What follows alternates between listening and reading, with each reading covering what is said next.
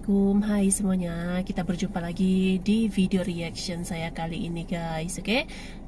Semoga semuanya sehat selalu. Nah, kali ini saya mau tengok video pembahasan tentang ini ya. Kenapa sebutan abjad Indonesia berbeza dengan Malaysia?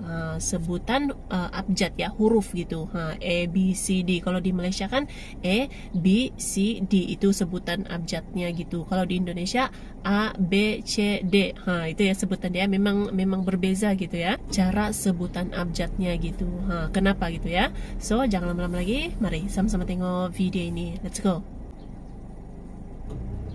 A, B, C, D, E, F, G, H, I, J, K, L, M, N, Oh, O, A itu P, I Q, sebutan. R, S, T, U, Q, V, W, Q. X, Y, Z. Teman-teman tahu tidak? Sebenarnya jadi setiap memang negara berbeza gitu ya, cara memiliki sebutan. perbedaan dalam pengucapan alfabet.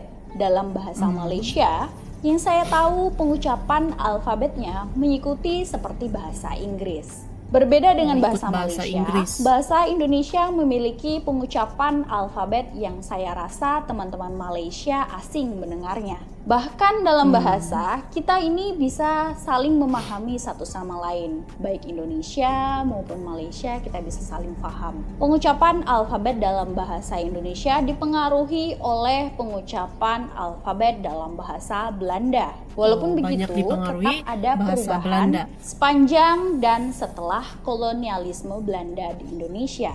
Ada 6 alfabet dalam bahasa Indonesia yang berbeda dengan bahasa Belanda. Misalnya Oke, untuk ada 6 alfabet alfabet. C atau C dalam bahasa Belanda C. disebut C. Alfabet G C. atau G dalam bahasa Belanda disebut G. Alfabet J G. atau J dalam bahasa Belanda disebut Oh, ini kita Y. belajar alfabet ini, Q bunyi. dalam bahasa Belanda disebut Q. Alfabet X dalam bahasa Belanda Q. disebut Kalau Indonesia X. Q, Alfabet sebutan. Y Kalau di atau Malaysia tuh Y Q. dalam bahasa Belanda disebut A.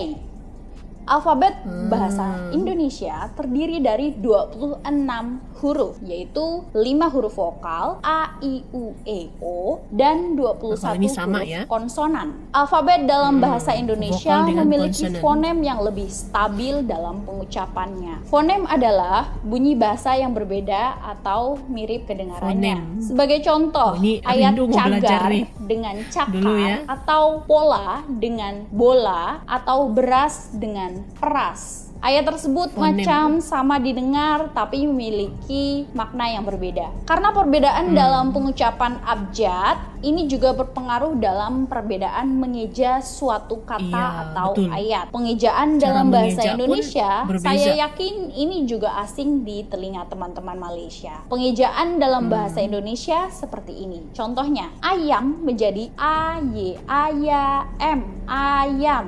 Sapu dieja menjadi sapu, sapu. Mari dieja menjadi ri, mari. Walaupun Indonesia dan Malaysia memiliki ejaan ayat yang berbeda, yang penting kita masih bisa sama-sama faham satu sama Iya, lainnya. betul. Masih Karena tetap dapat, sesungguhnya paham gitu ya. komunikasi ini akan jadi bila mana satu orang dengan orang yang lainnya akan bisa saling paham. Sekian dan terima kasih.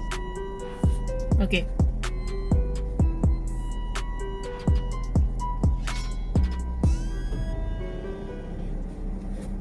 Oke guys, jadi itulah dia video pembahasannya itu. Ini macam kembali lagi gitu ya, zaman-zaman sekolah gitu, belajar tentang fonem gitu ya. Jadi ya memang berbeda gitu ya cara sebutan abjad ya ataupun huruf gitu.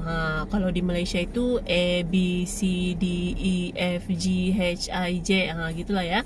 Tapi kalau di Indonesia tuh agak sedikit berbeza gitu ya. Mungkin dipengaruhi kalau macam di Malaysia itu abjadnya itu ataupun sebutan abjadnya itu dipengaruhi oleh bahasa Inggris.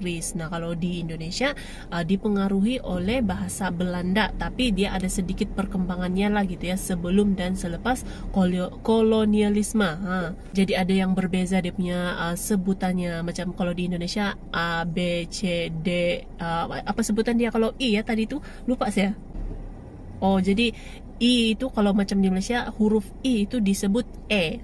Kalau di Indonesia sebutan abjadnya ya. Lepas tu F, G, H ya, H, H. Lepas tu I, huruf I itu I gitu ya, I sebutan dia kalau di Indonesia, kalau di Malaysia tuh I gitu sebutan dia. Jadi agak sedikit berbeza lah gitu ya, dia punya apa namanya tuh cara sebutan abjadnya gitu ya, masing-masing dipengaruhi oleh apa namanya ini, kalau macam di Malaysia bahasa Inggris, di Indonesia bahasa Belanda gitu, tapi masih dapat difahami lah gitu ya. Kalau sudah dibina satu ayat gitu kan, kita masih boleh dapat mengerti gitu maksudnya gitu, walaupun ada yang berbeza dia punya apa namanya itu maksudnya itu memang ada yang berbeza lah gitu ya, tidak semuanya sama juga gitu. Jadi kalau kita dengar memang berbeza gitu ya sebutan abjad ya nih, sebutan huruf gitu ya, tapi dia punya huruf itu ya sama juga lah gitu ya, cuma sebutannya saja yang berbeza gitu. Oke, ini menarik nih untuk belajar.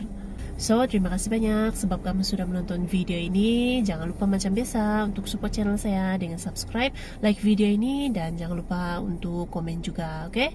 Terima kasih banyak dan kita jumpa lagi di video seterusnya.